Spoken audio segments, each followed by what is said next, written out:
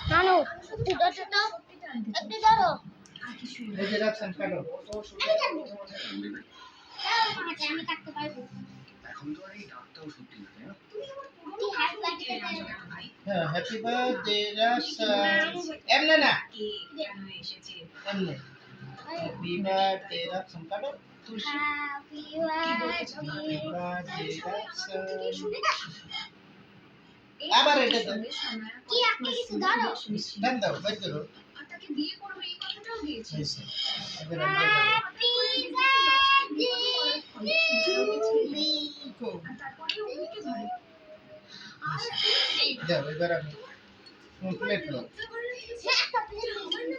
Cake কাটছি cake কাটছি তুলসী এই ছেলেটাকে আমি আগে কোনোদিনও দেখিনি।